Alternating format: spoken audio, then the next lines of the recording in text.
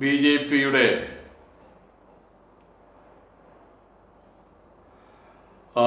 വക്താവ് നേതാവ് മറ്റോ അന്തി ചർച്ചകളിൽ ലഹരി പൂണ്ട് നടക്കുന്ന ഒരു നേതാവ് സന്ദീപ് വാര്യർ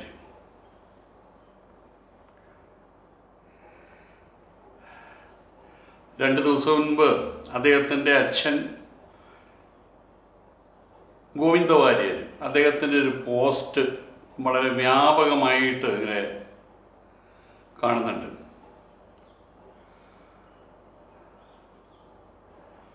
അതിൽ ബിന്ദു അമ്മിണിയെക്കുറിച്ച് അവരുടെ ചിത്രം കാണിച്ചിട്ടുണ്ട്. ട്രാക്ടറിൻ്റെ മേലെ ഇരിക്കുന്ന ചിത്രം.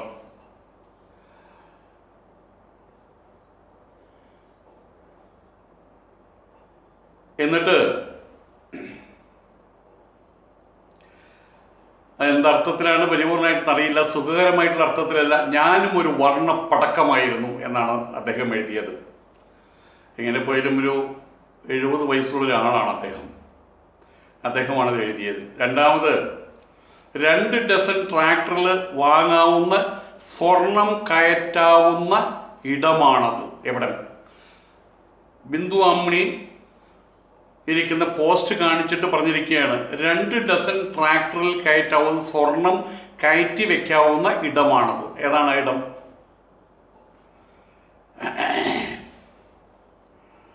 എല്ലാവർക്കും അറിയാം.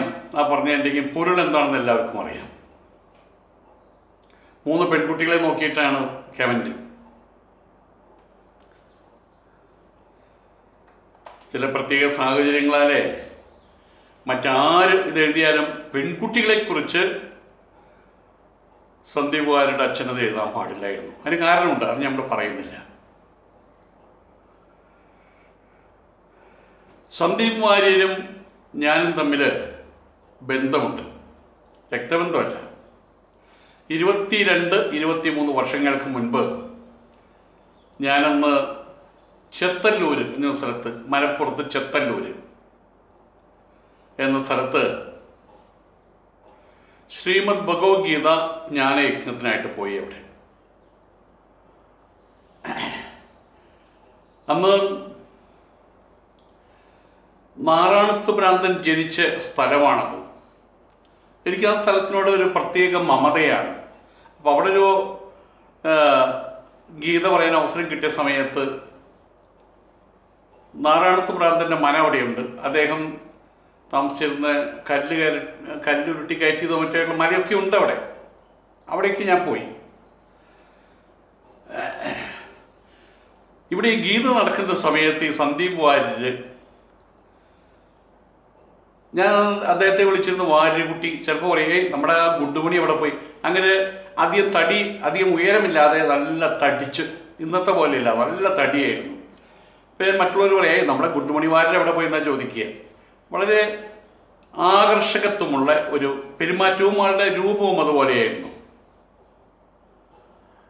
ഒരു പാവം പയ്യൻ, ഒരു നല്ല പയ്യൻ. അദ്ദേഹം എനിക്ക് ഇതിൽ ഫ്ലാസ്കിൽ ചായ, അതുപോലെ തന്നെ വെള്ളം, നമ്മൾ എന്ത് പറഞ്ഞാലും അത് ഞാൻ ഈ സന്ദീപ് വാര്യരോടാണ് പറയുക, വാര്യകുട്ടിയോട് അത് പറയുക.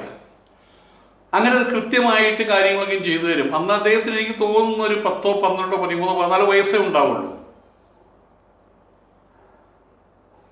നല്ല അനുസരണയുള്ള കുട്ടി. അവിടുന്ന് പോരുന്ന സമയത്ത് എൻ്റെ മനസ്സിൽ തങ്ങിയെന്ന രൂപമായിരുന്നു ആ സന്ദീപ് വാര്യർ എന്ന് പറയുന്ന വാര്യകുട്ടി, ഗുണ്ടുമണിക്കുട്ടിയുടെ ആ രൂപം. അങ്ങനെ കാലം ഏറെ കഴിഞ്ഞു. കാലം കഴിഞ്ഞ സമയത്ത് ആ പാവം പയ്യനാകെ മാറി. ആ ഗുണ്ടുമണി അല്ലെങ്കിൽ ആ വാര്യകുട്ടി ആകെ മാറി. അദ്ദേഹം വലിയ ബുദ്ധിമാനായിട്ട് മാറി, വലിയ പണ്ഡിതനായിട്ട് മാറി, ലോകമറിയുന്ന നേതാവായിട്ട് മാറി. ഇങ്ങനെയൊക്കെയും പറയുമ്പോൾ ഒരു സുഖമില്ലേ? അതുകൊണ്ട് ഇങ്ങനെയൊക്കെയും പറയാം. ചാനലിൽ ഗർജിക്കുന്ന സിംഹമായിട്ട് മാറി. ആർക്കാണാവോ ഗർജിക്കുന്ന സിംഹം, എനിക്കറിയില്ല. അങ്ങനെ കാലങ്ങളേറെ കഴിഞ്ഞ സമയത്ത് ഞാനൊരു വയസ്സനായി, കണ്ണു പിടിക്കാതായി. അതുകൊണ്ടാണ് നേരെ നോക്കി സംസാരിക്കാത്തത്. എനിക്ക് കണ്ണു പിടിക്കില്ല. അതുകൊണ്ടാണ് ബുദ്ധി ചോർച്ച സംഭവിച്ചു, അതുകൊണ്ട് പറയുന്ന മുഴുവൻ വിഡ്ഢിത്തങ്ങളായി എന്ന് നിങ്ങൾക്ക് മനസ്സിലാവുന്നുണ്ടല്ലോ. ഇതാണ് വന്ന മാറ്റങ്ങൾ. ഈ മാറ്റങ്ങളെ ആസ്പദമാക്കിയിട്ട് ഒരിക്കൽ തൃശ്ശൂരിൽ സുരേഷ് ഗോപി തൃശ്ശൂർ പിടിക്കാൻ ഞാനങ്ങ് എടുക്കാൻ പോകുക എന്നും പറഞ്ഞവിടെ വന്നല്ലോ. അത് 3-ാം സ്ഥാനം അദ്ദേഹത്തിന് കിട്ടി. കാരണം 4-ാം സ്ഥാനത്തിന് ആളില്ലാത്ത കാരണമുണ്ട്. അല്ലെങ്കിൽ 4-ാം സ്ഥാനത്തായാലും. അപ്പോൾ അവിടെ പ്രചാരണത്തിനായിട്ട് സുരേഷ് ഗോപി എങ്ങനെയും തോൽപ്പിക്കുക എന്നുള്ളതാണല്ലോ ഓരോ BJP-കാരൻ്റെയും പ്രധാന പരിപാടി. അടുത്ത BJP-കാരനെ തോൽപ്പിക്കുക എന്നുള്ളതാണ്. എങ്ങനെയല്ലേ, ചെറിയ അക്കോമഡേഷൻ മാത്രമുള്ളൊരു സങ്കേതമാണല്ലോ BJP. എന്നല്ലേ ഇവർക്ക് അവിടെ കാല് ചവിട്ടി നിൽക്കാൻ പറ്റുള്ളൂ. അതുകൊണ്ട് പറ്റാവുന്ന ആളുകളെ മുഴുവൻ എടുത്ത് പുറത്താക്കുകയാണല്ലോ ചെയ്യുന്നത്. ശോഭാ സുരേന്ദ്രൻ ഇപ്പോഴും പുറത്താണ്. സാധാരണ പുറത്തായി കഴിഞ്ഞാൽ ആദ്യം താമസിയാതെ അകത്താവും, സ്ത്രീയല്ലേ. പക്ഷെ സ്ഥിരം പുറത്തായിട്ട് നിൽക്കുകയാണ് ഇപ്പോൾ. അവിടെ നിൽക്കണോ പോകണോ എന്ന് ചോദിച്ചിട്ടാണ് നിൽക്കുന്നത് ഇപ്പോൾ അവിടെ. അതങ്ങനെ ഈ സുരേഷ് ഗോപിക്ക് വേണ്ടി അവിടെ വോട്ട് പിടിക്കാൻ അവിടെ വന്ന സമയത്ത് ഈ സന്ദീപ് വാര്യർ എൻ്റെ തന്നെ അടുത്തൊരാളോട്, ഒരു ബന്ധുവിനോട് ചോദിച്ചു. ഞാൻ ആ അയ്യന്തോൾ സ്വദേശിയാണ്. അയ്യന്തോൾ വന്ന സമയത്ത് തൃശ്ശൂർ അയ്യന്തോൾ. അപ്പം അവിടെ സന്ദീപ് വാര്യരെ കണ്ടപ്പോൾ ഇവിടെയാണ് എൻ്റെ ഈ സ്വാമിയുടെ വീട്, അവിടെയാണ്, ബന്ധുക്കളൊക്കെ അവിടെയുണ്ട് എന്നൊക്കെ പറഞ്ഞ സമയത്ത് അയാൾ ചോദിച്ചൊരു ചോദ്യമുണ്ട്. സന്ദീപ് വാര്യർ ചോദിച്ചൊരു ചോദ്യമുണ്ട്, എന്താണ് ഇയാളിങ്ങനെ മാറിപ്പോയതെന്ന്, സ്വാമി ഇങ്ങനെ മാറിപ്പോയതെന്നാണ് ചോദിക്കുന്നത്. എന്താണ് സ്വാമിയുടെ തല തിരിഞ്ഞു പോയത് എന്ന് ചോദ്യം.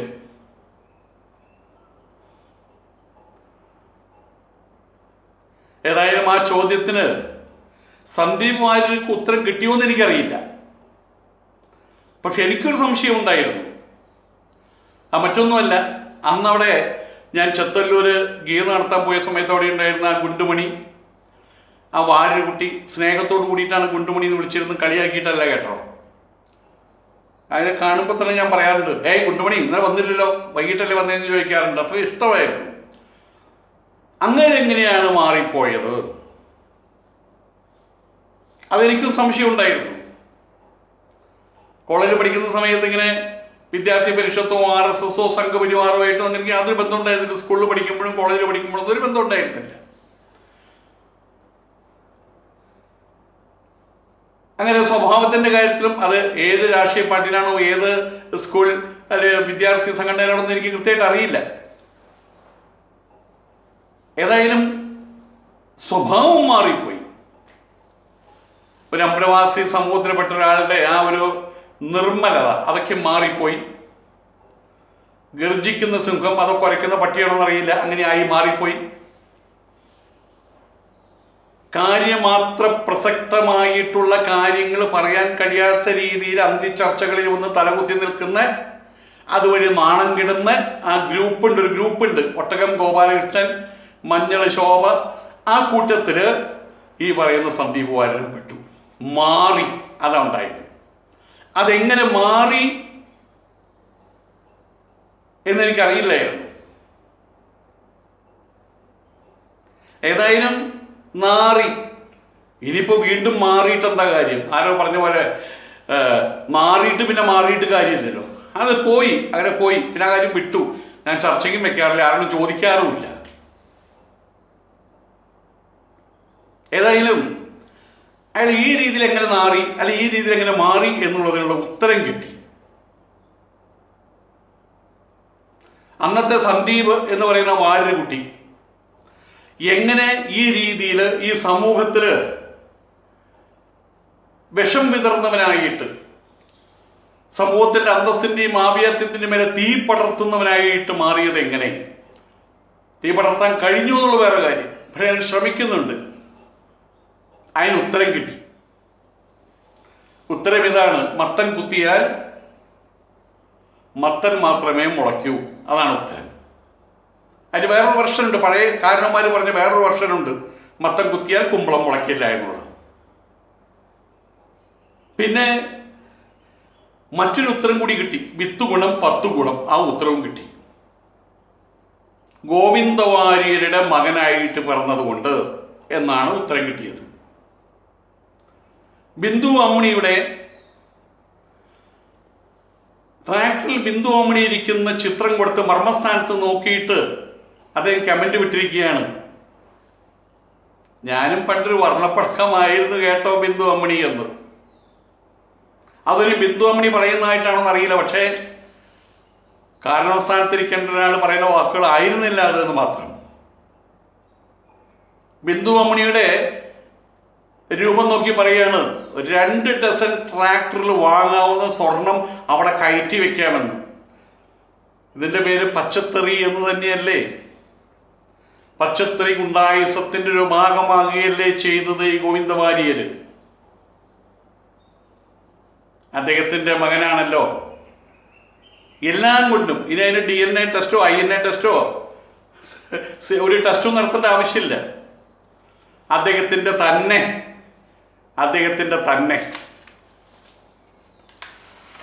അതിൽ കൂടെ എനിക്ക് മനസ്സിലായി എന്തുകൊണ്ടാണ് സന്ദീപ് വാര്യർ ഇങ്ങനെ ആയത് എന്ന് എനിക്ക് മനസ്സിലായി, മാറിപ്പോയതെന്ന് മനസ്സിലായി. ഏതായാലും ഗോവിന്ദ വാര്യര് ഈ പോസ്റ്റ് ഇട്ടത് ഒരു കടന്ന കൈ ആയിപ്പോയി, മോശമായിപ്പോയി. അതിലൂടെ ഈ സന്ദീപ് വാര്യരെ നേരിട്ട് അറിയാവുന്ന ആളുകൾ ഈ കുട്ടി എന്തുകൊണ്ട് ഇങ്ങനെ ആയി എന്നുള്ളതിന് ഉത്തരവുമായി. ഇങ്ങനെ അല്ലാതെ എങ്ങനെയാകാൻ എന്നാണ് ആളുകൾ ഇപ്പൊ ചോദിക്കുന്നത്. ആരൊരാൾ കമന്റ് ഇട്ടിരിക്കുകയാണ്, ഇനി സന്ദീപ് വാര്യരെ അങ്ങനെ എന്തു തന്നെ പറഞ്ഞാലും, എന്ത് ഇസ്ലാമോഫോബിയ പടർത്തിയാലും, മുസ്ലിം സ്ത്രീകളെ അവഹേളിച്ചാലും, മുസ്ലിങ്ങളെ അവഹേളിച്ചാലും, എവിടേക്ക് തീ വാരി എറിഞ്ഞാലും, എവിടേക്ക് വിഷം വാരി എറിഞ്ഞാലും ഒരു കാര്യം പറഞ്ഞ് അങ്ങനെ കുറ്റപ്പെടുത്താൻ പറ്റില്ല. എന്താണ്? തന്തയ്ക്ക് പറക്കാത്തവൻ എന്ന് പറഞ്ഞ് അങ്ങനെ അപമാനിക്കാൻ പറ്റില്ല. അത് തെളിയിച്ചു. ഒറ്റ തന്തയ്ക്ക് പറന്നവനാണ് ഗോവിന്ദ വാര്യർ എന്ന് പറയുന്ന തന്തയ്ക്ക് പറന്നവൻ തന്നെ. ഒരേ അച്ഛൻ, ഇരട്ട പറന്ന അച്ഛനും മകനും.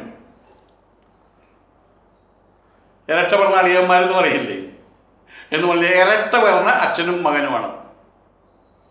സിറോക്സ് കോപ്പി, ഒന്നിൻ്റെ കോപ്പി തന്നെ മറ്റത്. ഞാൻ ഇവിടെ പെട്ടെന്ന് എൻ്റെ മനസ്സിൽ പോയൊരു കാര്യം, വളരെ വർഷങ്ങൾക്ക് മുൻപ് ഞാൻ കലാനിലയം നാടകവേദിയിൽ ഗിറ്റാർ വായിക്കുന്നൊരു കാലഘട്ടം ഉണ്ടായിരുന്നു. അവിടെ ചിലപ്പോൾ അഭിനയിക്കുകയും ചെയ്യും, ചിലപ്പോൾ ഗിറ്റാറും വായിക്കും, അങ്ങനെയായിരുന്നു. ആ കലാനിലയത്തിൻ്റെ സ്വഭാവം അതാണ്. നമ്മുടെ സ്ഫടികം ജോർജ് ഏട്ടനൊക്കെ അതിനകത്തുണ്ടായിരുന്നു. സ്ഫടികം ജോർജ് അതിനകത്ത് കുതിരപ്പുറത്തേക്കും വരുന്ന രംഗമുണ്ട്, മറ്റേ ഫൂലാൻ ദേവിയിൽ വിക്രം മല്ലയായിട്ട്, അങ്ങനെയൊക്കെയുള്ള രംഗങ്ങളൊക്കെ ഉണ്ട്. അപ്പം ഞാനും അതിനകത്തുണ്ട്. അന്ന് അവിടെ ഒരു ഗ്രൂപ്പ് വഴക്ക് വന്നു. നടന്മാരും നടിമാരും അതുപോലെ തന്നെ ഓർക്കസ്ട്രയിലുള്ള ആളുകൾ 2 ഗ്രൂപ്പായിട്ട് പിരിക്കും. അപ്പം ആ പ്രശ്നം തീർക്കാൻ വേണ്ടിയിട്ട് അന്ന്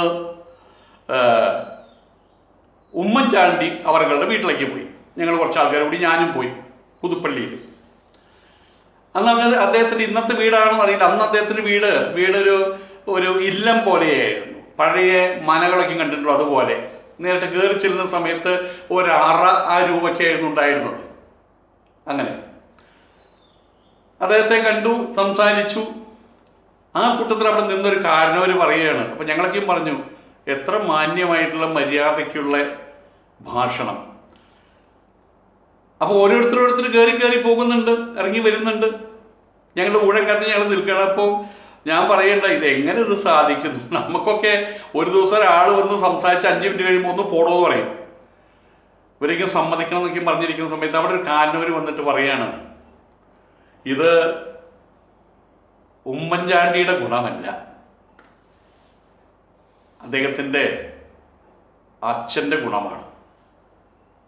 K.O. ചാണ്ടി, അതാണ് അദ്ദേഹത്തിൻ്റെ അപ്പച്ചൻ. അദ്ദേഹത്തിൻ്റെ ഗുണമാണത്രേ. കുട്ടികളെയും വളർന്ന് യുവാക്കളായിട്ട് പോലും ഒരു ചൂരൽ ആ ഇറക്കാലിക്ക് വെക്കൂത്രേ ഇങ്ങനെയുള്ള അച്ഛൻ K.O. ചാണ്ടി. പക്ഷെ ആ ചൂരിലെടുത്ത് ആരും അടിച്ചിട്ടില്ല. ആ ചൂരിലൊരു സൂചനയാണ്, കുറ്റം ചെയ്യരുത്. കണ്ടോ, കുറ്റം ചെയ്യരുത്. സഭയ്ക്ക് കൊള്ളാത്ത വർത്താനം പറയരുത്. കണ്ടോ, ചൂരിൽ കാണിച്ചിട്ട്. അദ്ദേഹം മരിച്ചുപോയി, K.O. ചാണ്ടി മരിച്ചുപോയി. പക്ഷേ ഉമ്മൻചാണ്ടി ആ ചൂറിലെടുത്ത് മാറ്റിയില്ല. ആ ചൂറിൽ ഇന്നും അവിടെ ഇരിക്കുകയാണ്. എന്നും അദ്ദേഹം പ്രാർത്ഥിച്ചുകൊണ്ട് പുറത്ത് കിടക്കുന്ന സമയത്ത് ആ ചൂറിൽ നോക്കും. സഭയ്ക്ക് കൊള്ളാത്ത വർത്തമാനം പറയരുത്, അന്തസ്സും ആഭിയാത്യവും കെട്ട വർത്തമാനം പറയരുത്. അദ്ദേഹം പറയുകയാണ്, KO ചാണ്ടിയുടെ മകനായതുകൊണ്ടാണ് ഉമ്മൻചാണ്ടി ഇങ്ങനെയായത്, തന്തയ്ക്ക് പറഞ്ഞവൻ എന്നവിടെയും പറയാം. ഇതേ സംഭവം തന്നെ പിന്നീട് ഒരിക്കൽ മുത്തൂറ്റ് പാപ്പച്ചൻ തിരുവനന്തപുരത്ത് വെച്ച് കരുണാകർജിയൊക്കെയും ഉള്ള ഒരു ലീഡറുള്ള സദസ് വെച്ച് പറയുകയുണ്ടായി, എൻ്റെ അച്ഛൻ്റെ അച്ഛൻ 2 ഭാഗം കമ്പി കൊണ്ട് കെട്ടിയൊരു ചൂറിൽ വീട്ടിൽ വെച്ചിരുന്നു. എൻ്റെ അച്ഛന് നല്ല അടി കിട്ടിയിട്ടുണ്ടെന്ന് പറയുന്നുണ്ട്. അച്ഛനും അത് കാത്തു സൂക്ഷിച്ചു ഞങ്ങൾക്ക് വേണ്ടി. എന്തൊരു കാര്യം ഉണ്ടാകുമ്പോൾ നിങ്ങൾ എന്ത് വേണ്ടി ബിസിനസ് ചെയ്തോ, പക്ഷേ മുത്തൂറ്റ് ഫാമിലിയുടെ അന്തസ്സ് കളയരുത്. ആ വടി കാണിച്ചിട്ടാ പറയാം. പക്ഷെ അതുകൊണ്ട് ആരും തല്ലിയിട്ടില്ലെന്നവരെ. അപ്പൊ പറഞ്ഞു വരുന്നത്, നമ്മളെ അച്ഛനമ്മമാര് അവരാണ് ആദ്യത്തെ ടീച്ചർമാര്, ഗുരുക്കന്മാര്. മാതാപിതാചമേ ശത്രുഗോയേന ബാല്യേന പാഠ്യതേ സഭാമധ്യേന ശോഭന്തേ ഹംസമധ്യേ ഭഗോയഥ. നല്ല ഹംസങ്ങൾ നിൽക്കുമ്പോൾ അതിനടുത്ത് കൊക്കോ എന്ന് പറഞ്ഞിട്ടുള്ള കൊക്കുകൾ ഹംസങ്ങള് ഈ താമരയുടെ അരി മാത്രം തിന്നുന്ന സമയത്ത് കൊക്കുകൾ പുഴുക്കളെ തിന്നുക. അങ്ങനെയായിട്ട് മാറേണ്ടി വരും. എന്താണ്? മാതാവും പിതാവും പഠിപ്പിക്കേണ്ട സമയത്ത് പഠിപ്പിക്കേണ്ട കാര്യങ്ങൾ പഠിപ്പിക്കേണ്ടതായ പോലെ തൻ്റെ മക്കളെ പഠിപ്പിച്ചില്ലെങ്കിൽ അവർ ശത്രുക്കളായിട്ട് മാറും. ഇതാണ് ഇപ്പൊ സന്ദീപ് വാര്യർക്ക് സംഭവിച്ചത്. അദ്ദേഹം അവിടെ ഇരുന്ന് കുരയ്ക്കുന്ന സമയത്ത് സുഖകരമല്ലാത്ത കാര്യങ്ങൾ മാത്രം പറഞ്ഞ് അസുഖകരമായിട്ടുള്ള കാര്യങ്ങൾ തലച്ചോമളായിട്ട് കൊണ്ടുവരേണ്ട ഗതികേട് വരുന്ന സമയത്ത് ഈ ഗോവിന്ദ വാര്യർ പറഞ്ഞു കൊടുക്കണം, നീ എന്തിനെങ്ങനെയൊക്കെയും പറയാൻ പോകുന്നത്? നീ ഒരു വാര്യർ കുട്ടിയല്ലേ, ഒരു അമ്പലവാസി സമൂഹമല്ലേ, അതിനനുസരിച്ചുള്ള ഭാഷണമല്ലേ വേണ്ടത് എന്നിത്യാദി കാര്യങ്ങൾ പറഞ്ഞു കൊടുക്കാതെ ബിന്ദു അമ്മയുടെ മർമ്മസ്ഥാനത്ത് നോക്കിയിട്ട് ഇവിടെ ഒരു 2 ഡസൻ ട്രാക്ടറിൽ കയറ്റാവുന്ന സ്വർണം അവിടെ കയറ്റി വെക്കാം എന്ന് പറയുന്ന ഒരാള് ആയാൽ കുറ്റമാരുടേതാണ് വാസ്തവത്തിൽ? ഈ സന്ദീപുമാരുടെ അച്ഛൻ അദ്ദേഹത്തിന് ശത്രുവായിട്ട് ഭവിച്ചു, അത്രേ പറയാൻ പറ്റുള്ളൂ. അപ്പൊ സന്ദീപ് വാര്യർ എങ്ങനെയാണ് ഇങ്ങനെ മാറിയത് അഥവാ മാറിയത് എന്നുള്ളൊരു ഉത്തരം കിട്ടിയല്ലോ. ഇനി പുതിയ ഉത്തരം അന്വേഷിച്ച് നടക്കേണ്ട ആവശ്യമില്ലല്ലോ. പിന്നെ സന്ദീപ് വാര്യരുടെ ഒരു ചോദ്യമുണ്ട്, ഈ സ്വാമി എങ്ങനെയാണ് ഇങ്ങനെയായിപ്പോയത്? സ്വാമിക്ക് തലയ്ക്ക് വട്ടുപിടിച്ചോ എന്നാണ് ചോദ്യം. അതന്നെ ഉത്തരമുണ്ട്. സന്ദീപ് വാര്യരോട് ഞാൻ ഉത്തരം കൊടുക്കുകയാണ്. അല്ലയോ സന്ദീപ് വാര്യരെ, അല്ലെങ്കിൽ അന്ന് എൻ്റെ മുമ്പിൽ വന്നിരുന്ന ആ വാര്യർ കുട്ടി, ആ ഗുണ്ടുമണി കുട്ടിയോട് ഞാൻ ഉത്തരം പറയുകയാണ്. ഞാൻ അന്നും ഇന്നും ഇനി എന്നും ഒരേപോലെ ഞാൻ മാറിയിട്ടൊന്നുമില്ല. അങ്ങനെ മാറിയിരുന്നെങ്കിൽ, സ്വന്തം കാര്യം ചിന്താബാധ് ആയി തീർന്നിരുന്നെങ്കിൽ, ആ രീതിയിൽ ചിന്തിച്ചിരുന്നെങ്കിൽ, ഈ ആത്മീയ മൂല്യങ്ങൾക്കപ്പുറം അതിജീവനം മാത്രം ലക്ഷ്യം വെച്ചിരുന്നെങ്കിൽ, നിങ്ങളുടെ പോലെ എങ്ങനെയെങ്കിലും എവിടെയെങ്കിലും വിത്തേഷണ ലോകേഷണ എന്നിത്യാദി കാര്യങ്ങളുടെ പുറകിൽ നടന്നിരുന്നെങ്കിൽ, സന്ദീപേ, നിങ്ങൾക്ക് ഇന്നത്തെ രീതിയിൽ സ്വപ്നം കാണാനാവാത്ത ഭൂമികകൾ ഞാൻ സ്വന്തമാക്കിയല്ലേ. ആ രീതിയിലുള്ള ബന്ധങ്ങളുണ്ട്. നിങ്ങളുടെ സമുന്നതനായിട്ടുള്ള നേതാവ് ആർഷവിദ്യാ ഗുരുകുലത്തിലെ അന്തേവാസിയായിട്ട് വന്നിട്ടുണ്ട്. വേറെ ആരുമല്ല, ഇന്ത്യൻ പ്രധാനമന്ത്രിയായിട്ട് വാഴുന്ന ദാമോദർദാസ് നരേന്ദ്ര മോഡി. ആ ബന്ധം അതുപോലെ കാത്തു പിടിച്ച് നമസ്തേ ജി എന്ന് പറഞ്ഞ് നടന്നിരുന്നെങ്കിൽ എനിക്കും അവിടെ തുഞ്ചത്ത് കയറി ഇരിക്കാമായിരുന്നു. പക്ഷെ എനിക്ക് സംരക്ഷിക്കേണ്ടത് എന്നെയാണ്, എന്നെ വഴി നടത്തേണ്ടത് ഞാൻ തന്നെയാണ്. ഉദ്രേത് ആത്മനാത്മാൻ എന്ന് പറഞ്ഞിട്ടുള്ളത്, ഞാൻ ഉയർത്തേണ്ടത് മറ്റുള്ളവർ മെക്കാനിയല്ല, ഞാൻ എന്നെ ഉയർത്തണം, ഞാൻ എന്നെ താഴ്ത്തരുത്. ഒരു തെങ്ങിൻ്റെ മുകളിലും പടർന്നു കയറുന്ന ഒരു ഒരു ഒരു കുരുമുളക് കൂടി ആവാൻ ഞാൻ ഇഷ്ടപ്പെട്ടില്ല. അതേസമയത്ത് കാശിത്തുമ്പയാണെങ്കിൽ പോലും അത് അതിൻ്റെ രൂപത്തിലാണ് നിവർന്നു നിൽക്കുക. ചിലപ്പോൾ ഒരാഴ്ച കഴിയുമ്പോൾ അത് പോയെന്ന് വരും. പക്ഷേ കാശിത്തുമ്പ എവിടെയും പടർന്നു കയറാറില്ല. ആയതുകൊണ്ട് തന്നെ ഞാൻ കാത്തു സൂക്ഷിച്ച മൂല്യങ്ങൾ, ചില ധർമ്മങ്ങൾ അതൊന്ന് മാറ്റി വെച്ചിരുന്നെങ്കിൽ ഈ BJP നിങ്ങൾ രണ്ടാം കിടക്കാരനാണ്, ഞാൻ അവിടെ ഒന്നാം കിടക്കാരനായി മാറിയാണ്. കാരണം അന്നുണ്ടായിരുന്ന അത്യുന്നതനായിട്ടുള്ള ആൾക്കാർ, KG മാരാർ അടക്കമുള്ള ആൾക്കാർ, അന്വേഷിപ്പ് നിൽക്കുന്ന കുമ്മനം രാജശേഖരൻ പോലുള്ള ആളുകൾ, അവരുടെ ആ നിലയിൽ. പക്ഷേ ഞാനൊരു രാഷ്ട്രീയ പാർട്ടിയുടെ വക്താവായിട്ട്, ഏതെങ്കിലും ഒരു രാഷ്ട്രീയ പാർട്ടിയുടെ വക്താവായിട്ട്, പ്രത്യേകിച്ചും കേരളത്തിലെ BJP, മറ്റുള്ള BJP കുറിച്ച് എനിക്കറിയില്ല. അവിടെ നടക്കുന്ന കാര്യങ്ങളൊക്കെ നമ്മൾ കേട്ടറിവ് മാത്രമേ ഉള്ളൂ, പോയി കണ്ടിട്ടില്ല. എന്നാലും അറിയാം. ഏതായാലും അവിടുത്തെ BJPക്കാരുടെ നേതാക്കന്മാർ അവർ തന്നെയാണ്. പക്ഷെ ഇവിടുത്തെ BJPക്കാർ സത്യം പറഞ്ഞാൽ അവിടെയുള്ള BJPക്കാരുടെ അടുക്കളപ്പുറത്തുള്ള വിറക് വെട്ടികളും വെള്ളം കോരികളുമാണ്, അല്ലെന്ന് പറയാൻ പറ്റൂ. അവർ അപ്പോയിൻമെന്റ് തന്ന് ഇവിടെ പ്രതീക്ഷിച്ചിരിക്കുന്ന ആൾക്കാരല്ലാതെ അതിൻ്റെ അടുത്ത് പറയും, മിസോറാമിലേക്ക് പോ. ആര്? ഞാനാ? താപോ എന്ന രീതിയിൽ അവിടെ നിന്നാണ് ചായം വെച്ച് തേക്കുന്നത്. നീ നാളെ പ്രസിഡന്റ് ആയിട്ടിരിക്കുക, പ്രസിഡന്റിന്റെ ചായം കുറി വെച്ച് തേച്ചു, നീ പോടാ വിവരിക്കട്ടെ. അവനിരുന്നു. സ്വന്തമായിട്ടൊരു നില, സ്വന്തമായിട്ടുള്ളൊരു വിലയിരുത്തൽ, സ്വന്തമായിട്ടൊരു ദർശന രൂപപ്പെടുത്തൽ, സ്വന്തമായിട്ടുള്ള വഴിയും മാർഗങ്ങളും കേരള BJPക്ക് സ്വപ്നം കാണാൻ കഴിയില്ല ഒരിക്കലും. അത് രാജഗോപാൽ എന്ന് പറഞ്ഞ് അദ്ദേഹത്തിന്റെ കാലത്തോടു കൂടി അവസാനിച്ചു. രാജഗോപാൽ കാരണവരാണ്, പരമേശ്വർജി കാരണവരാണ്. അവരുണ്ടാക്കിയ എത്തിക്സുകൾ ഇവിടെയുണ്ട്. പരമേശ്വർജിയോട് കേന്ദ്രത്തിലെ മന്ത്രിയാവാൻ പറഞ്ഞ സമയത്ത് അദ്ദേഹം പറഞ്ഞത്, എനിക്കിപ്പോൾ അങ്ങോട്ടൊന്നും വരാൻ കഴിയില്ല, നിങ്ങൾ രാജഗോപാലിനെ ആക്കാനാണ് പറഞ്ഞത്. അങ്ങനെ ചില ചരിത്രങ്ങൾ ഞാൻ കേട്ടിട്ടുണ്ട്, സത്യമാണത്. പക്ഷെ നിങ്ങൾ കടിപിടിയാണ്.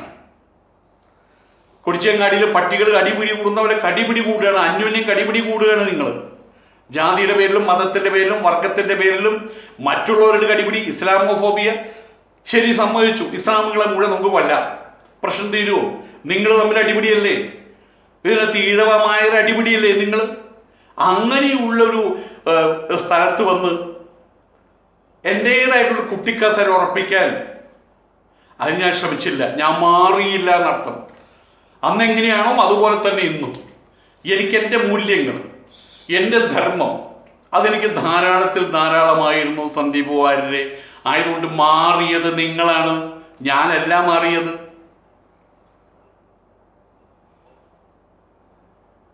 സത്യത്തിൻ്റെ പുറകിൽ പോകാനും സമത്വത്തിൻ്റെ പുറകിൽ പോകാനും സാഹോദര്യത്തിൻ്റെ പുറകിൽ പോകാനും അതേ എനിക്ക് കഴിയൂ. അതെൻ്റെ സ്വഭാവമാണ്. സ്വഭാവസ്തു പ്രവർത്തതേ, എൻ്റെ സ്വഭാവമല്ലേ പ്രവർത്തിക്കുള്ളൂ. അപ്പുറത്ത് നിൽക്കുന്ന ഒരു കൂട്ടം ആൾക്കാരെ കുറ്റം പറഞ്ഞുകൊണ്ട് ഇപ്പുറത്ത് ഞെളിയാൻ നിങ്ങളതാണ് ചെയ്തുകൊണ്ടിരിക്കുന്നത്. മണ്ണാർക്കാട് നിങ്ങളുടെ ചെത്തല്ലൂർ എന്ന് പറഞ്ഞ സ്ഥലത്ത് നിറയെ മുസ്ലിം കുട്ടികളാണുള്ളത്. അവിടെയുള്ളൊരു കേരള ബ്രാഹ്മണൻ നമ്പൂതിരി, അദ്ദേഹത്തിൻ്റെ പേര് ഓർക്കുന്നില്ല, അദ്ദേഹത്തിൻ്റെ ഒരു സ്കൂൾ അവിടെയുണ്ട്. അവിടെ മുസ്ലിം കുട്ടികളൊക്കെയാണ് പഠിക്കുന്നത്. നിങ്ങൾ ഒരുപാട് സുഹൃത്തുക്കളുണ്ട്. എന്നാൽ ആ സുഹൃത്തുക്കളുടെ മുഖത്ത് നോക്കാൻ നിങ്ങൾക്ക് പറ്റൂ? നിങ്ങൾ മാറിയില്ലേ? നിങ്ങളല്ലേ മാറിയത്? ആ നാട്ടിലൊരു വാർഡിൽ ജയിക്കാൻ നിങ്ങൾക്ക് കഴിയുമോ? അങ്ങനെ ആയിരുന്നോ നിങ്ങൾ? അപ്പൊ നിങ്ങളല്ലേ മാറിയത്? എന്നിട്ട് നിങ്ങൾ എൻ്റെ ബന്ധുവിനോട് ചോദിക്കുക, ഈ സ്വാമി എങ്ങനെ ഇങ്ങനെ മാറിയത്? എന്താ സ്വാമിക്ക് എന്താ വട്ട് പിടിച്ചോ എന്നാണ് ചോദ്യം.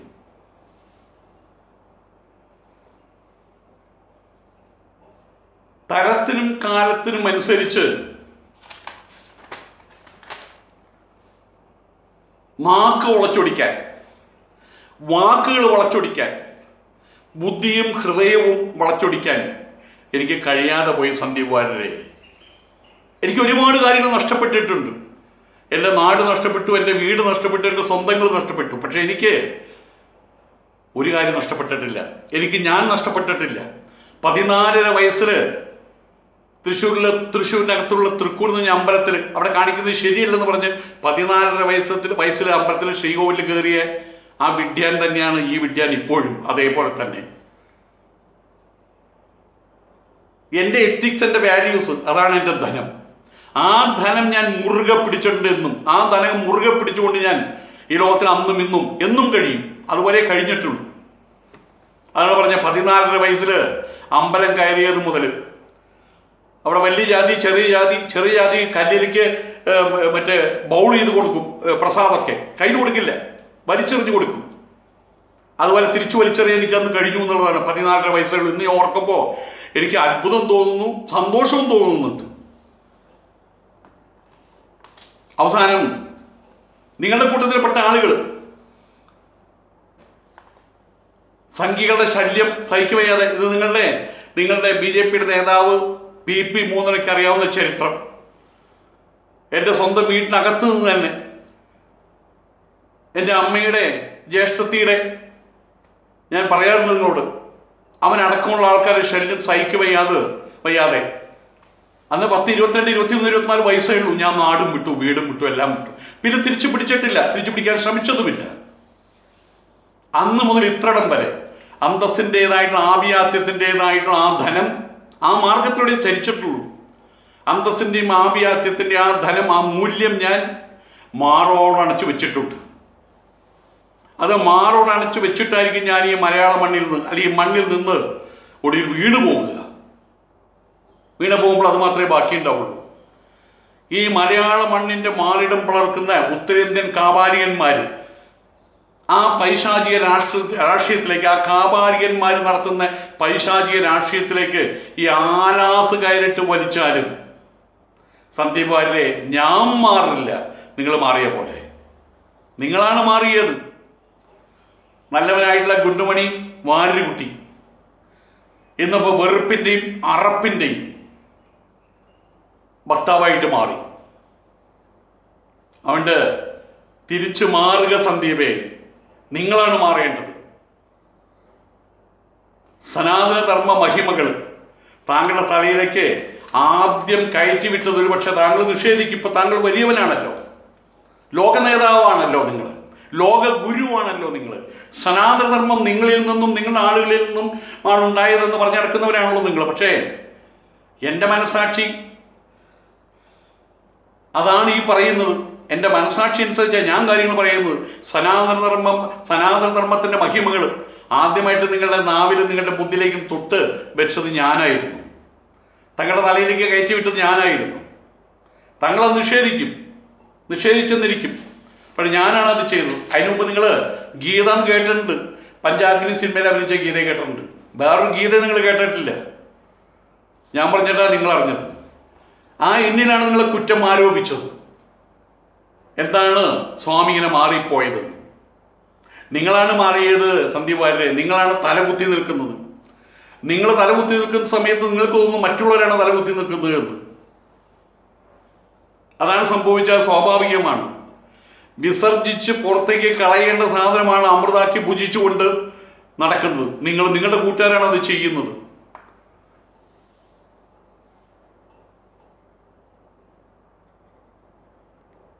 വെറുപ്പിൻ്റെ രാഷ്ട്രീയം, അറപ്പിൻ്റെ രാഷ്ട്രീയം കൊണ്ട് നടക്കുന്നതും സന്ദീപ് വാര്യരെ നിങ്ങളാണ്, നിങ്ങളുടെ കൂട്ടാളികളാണ്. എനിക്കറിയാം, അന്ന് വന്ന പോലെയല്ല. ഇന്ന് ഞാൻ ചത്തല്ലൂർ നിങ്ങളുടെ വീട്ടിൽ വന്നാൽ നിങ്ങളൊരു ഗ്ലാസ് വെള്ളം തരില്ല. കാരണം നിങ്ങളുടെ ഉള്ളിലെ വിഷമാണ്, വിഷം.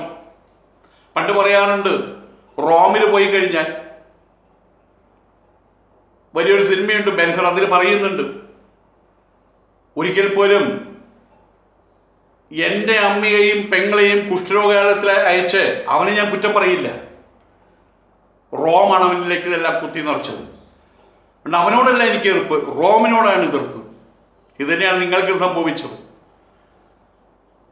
സംഘപരിവാറിൻ്റെ ഇടയിൽ പോയ സമയത്ത്, അവിടെ ചെന്ന സമയത്ത് നിങ്ങളുടെ നല്ല ബുദ്ധി പോയി അവിടെ ആ തലമുട്ടയ്ക്കകത്ത് ചാണകം കുത്തി നിറച്ചു വെച്ചു വരും.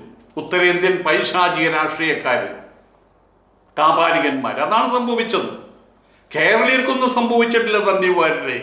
കേരളീയർ ഇന്നും പഴയ പോലെ കണ്ടാൽ കണ്ടതായിട്ട് ഭാവിച്ച് എന്താണോ സുഖമല്ലേ എന്ന് പറയാനുള്ള, എന്ന് കുശലം ചോദിക്കാനുള്ള ആ മനസ്സും ബാക്കി വെച്ച് തന്നെ അവർ നടക്കുന്നത്. ഏകോദര സഹോദരന്മാരെ പോലെ കറുപ്പും വെളുപ്പും നോക്കാതെ, ജാതിയും മതവും നോക്കാതെ, വർണ്ണവും വെറിയും കാണിക്കാതെ അവർ ജീവിക്കുന്നുണ്ട് മനുഷ്യരായിട്ട് മഹിമയോടെ. ഓണവും വിഷും തിരുവാതിരയും ക്രിസ്തുമസും റംസാനും വലിയ പെരുന്നാളും ചെറിയ പെരുന്നാളും ഒരുമിച്ച് ആഘോഷിച്ചുകൊണ്ട് തന്നെയാണ് അവർ നടക്കുന്നത്. ആ കേരളത്തിൽ, ആ കേരളം എന്ന മാനസ സരോവരത്തിൽ മഞ്ജു കലക്കി നിങ്ങളും ഇവിടെയുണ്ട്, പ്രേതങ്ങളായിട്ട്, ഗതികിട്ട പ്രേതങ്ങളായിട്ട്. അതാണ് സത്യം. ഒന്നുകൂടി പറഞ്ഞ് അവസാനിപ്പിക്കാം സന്ദീപ് വാര്യരെ, ഞാൻ മാറിയിട്ടില്ല. നിങ്ങൾ അന്ന് കണ്ട സ്വാമി ഉണ്ടല്ലോ, ശാരീരികവുമായിട്ട് മാറിയിട്ടില്ല, മാനസികമായിട്ട് മാറിയിട്ടില്ല. താടി ഒന്ന് നരച്ചു, അത്ര മാത്രമേ ഉള്ളൂ കേട്ടോ. പക്ഷെ നിങ്ങൾ മാറി, കേശാദിപാദം നിങ്ങൾ മാറി, ആന്തരികമായിട്ട് നിങ്ങൾ മാറി. നമസ്കാരം.